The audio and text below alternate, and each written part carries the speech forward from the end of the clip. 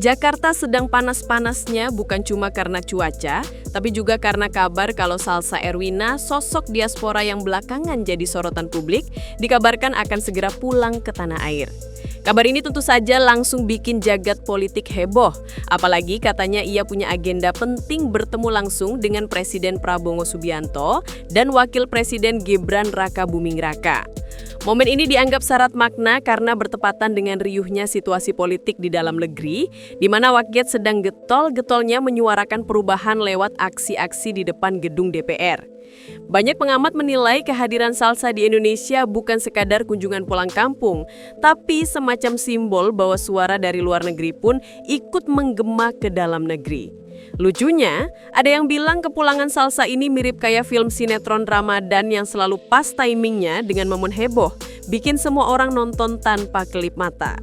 Jadi jelas setiap langkah Salsa kini dipantau, dianalisis, bahkan mungkin dijadikan bahan obrolan nongkrong di warung kopi karena posisinya sudah bukan sekadar influencer biasa, tapi sudah jadi tokoh publik yang mampu menggoyang percakapan politik nasional. Belum juga kakinya menginjak tanah air, publik sudah digunjang dengan sebuah foto yang memperlihatkan Salsa Erwina berdiri dengan latar belakang potret Presiden Prabowo dan Wakil Presiden Gibran Rakabuming. Foto ini langsung viral, mengundang reaksi beragam dan seperti biasa warganet kita memang ahli bikin drama lebih cepat daripada sutradara sinetron. Ada yang menilai foto itu sebagai bentuk penghormatan terhadap pemimpin negara, tapi tidak sedikit pula yang menganggapnya sebagai isyarat politik yang penuh kontroversi. Bahkan ada komentar kocak di media sosial yang bilang latar belakang aja bisa bikin geger, apalagi kalau orangnya pulang bawa oleh-oleh. Reaksi publik yang riuh ini menegaskan satu hal, Salsa Erwina sudah tidak bisa dianggap remeh dalam dinamika politik. Apapun yang ia lakukan, sekecil apapun, bisa jadi bahan diskusi panjang, mulai dari grup WhatsApp keluarga sampai ruang rapat politikus Senayan. Foto sederhana pun jadi semacam bom politik yang meledak di lini massa, memperlihatkan betapa cair sekaligus rapuhnya hubungan antara figur publik, rakyat, dan kekuasaan. Pada akhirnya, foto ini bukan sekadar potret biasa, tapi cermin betapa politik Indonesia bisa berubah arah hanya karena satu jepretan kamera. Isu besar lain yang muncul dalam pusaran nama Salsa Erwina adalah tentang kebebasan media yang disebut-sebut kian menyempit. Dalam beberapa pernyataannya, Salsa menyinggung bahwa banyak media di tanah air sudah seperti radio rusak yang diputar hanya satu lagu sesuai arahan partai politik, sementara hanya sedikit media independen yang masih bisa bersuara lantang. Nama-nama seperti Kompas dan CNN disebut-sebut sebagai contoh media yang masih berani berseberangan dengan arus, sedangkan sisanya dianggap sudah kehilangan keberanian. Tentu saja klaim ini langsung memantik perdebatan, ada yang menganggap benar, ada pula yang menyebut Salsa terlalu lebay.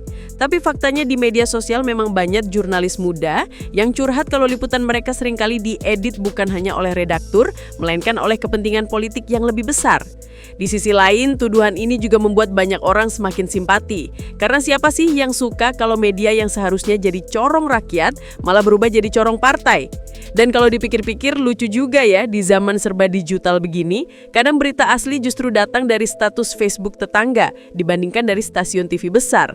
Fenomena ini mempertegas bahwa kepulangan Salsa bukan hanya bicara soal individu, melainkan soal suara-suara yang ingin bebas tanpa sensor politik. Salah satu momen paling mencolok adalah aksi solidaritas bertajuk Denmark Bergerak yang diorganisir oleh Persatuan Pelajar Indonesia di Denmark.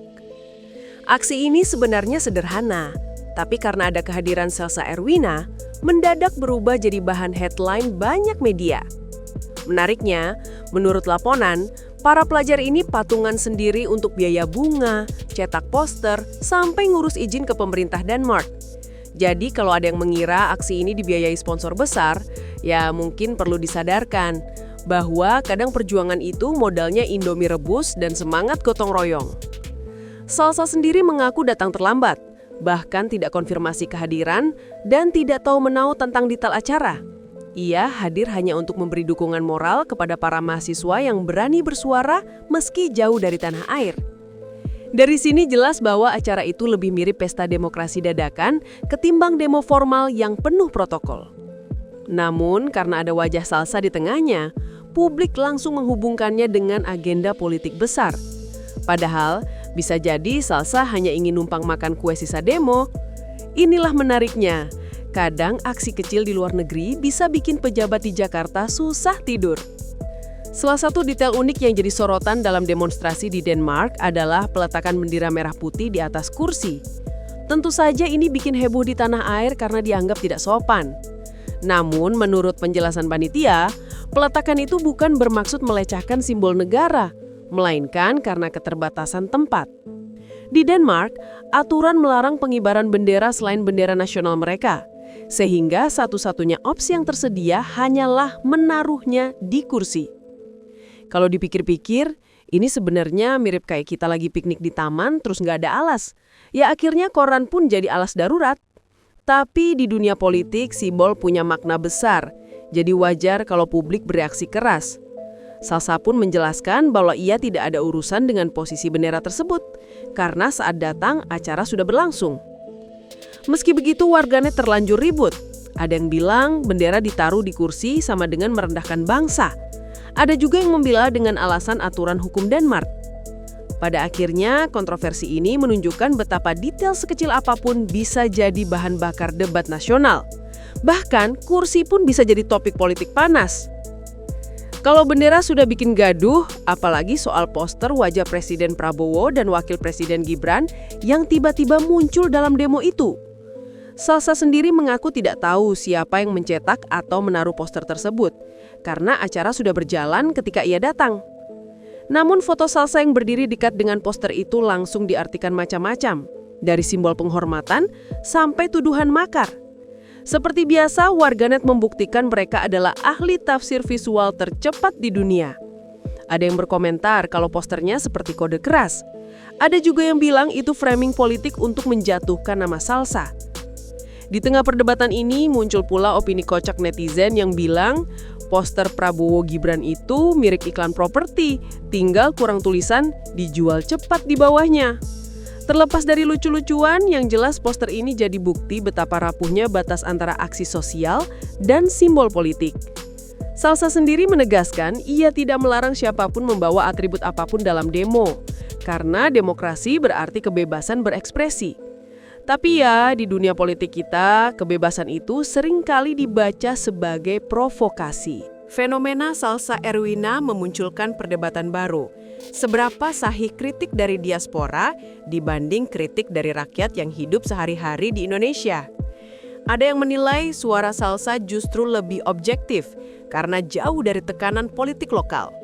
Tapi ada pula yang menganggap kritiknya basi karena ia tidak merasakan langsung penderitaan di tanah air. Ini mirip seperti komentar penonton sepak bola di rumah yang merasa lebih jago strategi ketimbang pelatih di lapangan. Di media sosial, banyak warganet yang mempertanyakan kenapa Salsa berani bersuara lantang dari Denmark, tapi belum tentu punya nyali jika harus ikut turun langsung di jalanan Jakarta. Meski begitu, tak bisa dipungkiri bahwa diaspora punya peran penting dalam memperluas isu ke ranah internasional. Kritik dari luar negeri bisa memberi tekanan tambahan kepada pemerintah, apalagi jika diliput media global. Jadi meskipun ada yang sinis, tetap saja suara diaspora punya dampak signifikan.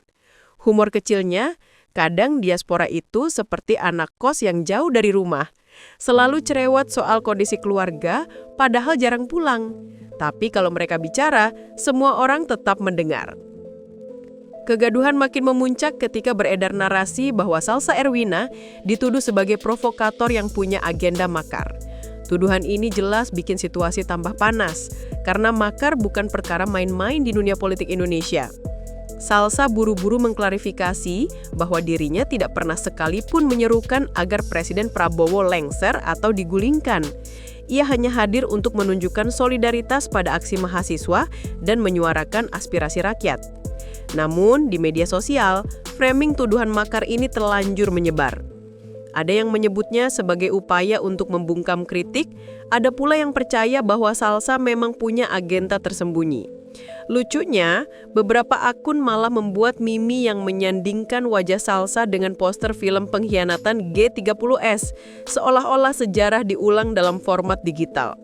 Terlepas dari humor warganet, isu makar ini mengungkap betapa mudahnya label besar digunakan untuk menyerang lawan politik.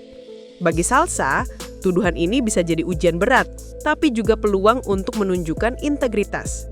Kalau ia mampu membuktikan konsistensinya, maka framing makar itu justru bisa jadi bumerang bagi pihak yang melempar tuduhan. Seperti biasa, publik terbelah dua dalam menyikapi Salsa Erwina. Di satu sisi, ada kelompok yang mengaguminya sebagai simbol keberanian diaspora, sosok yang bisa menyuarakan aspirasi rakyat tanpa takut intimidasi. Di sisi lain, ada kelompok yang menilainya sebagai pencari panggung yang memanfaatkan momen politik untuk popularitas pribadi. Perpecahan opini ini jelas terlihat di kolom komentar media sosial, di mana pujian dan hujatan bercampur seperti adonan martabak setengah matang. Ada komentar yang bilang, Salsa adalah harapan bangsa, tapi ada juga yang nyeletuk, jangan-jangan ini hanya trik konten biar follower naik. Fenomena ini memperlihatkan betapa figur publik di era digital itu bisa dipuja dan dicaci dalam waktu yang sama. Bahkan lucunya, ada akun anonim yang menulis panjang lebar kritik terhadap Salsa, tapi di akhir kalimat malah promosi jualan skincare. Inilah wajah nyata politik media sosial Indonesia. Serius dan receh berjalan berdampingan. Pada akhirnya, pro kontra ini justru membuktikan bahwa Salsa sudah berhasil menjadi pusat perhatian. Dan itu sendiri adalah kekuatan politik yang tidak bisa diremehkan. Kalau kita tarik ke belakang, sebenarnya Salsa Erwina bukan sosok baru di dunia digital. Sebelum terkenal karena kritik politik, ia lebih dulu dikenal sebagai kreator konten seputar psikologi, keluarga, dan motivasi hidup. Videonya yang mengajak Ahmad Syaroni untuk berdebat adalah titik balik yang membuatnya viral. Ditonton jutaan orang dan akhirnya masuk ke radar politik nasional. Dari situ, Salsa berubah dari sekedar motivator online menjadi figur publik yang sering dikaitkan dengan isu demokrasi dan kebebasan berpendapat. Perubahan ini bikin banyak orang terkejut, termasuk rekan-rekan kreator konten lain yang merasa persaingan makin ketat. Ada yang mendukung, ada yang iri, ada pula yang cuek saja. Fenomena ini menunjukkan betapa cepatnya algoritma bisa mengubah nasib seseorang. Satu video bisa mengangkat nama hingga ke panggung politik. Lucunya, ada netizen yang komentar, besok-besok jangan-jangan Salsa bikin konten masak mie instan pun dianggap kode politik. Memang di era digital, garis antara hiburan dan politik semakin tipis. Dan Salsa Erwina adalah contoh nyata bagaimana seorang konten kreator bisa tiba-tiba jadi tokoh politik hanya karena viral di waktu yang tepat.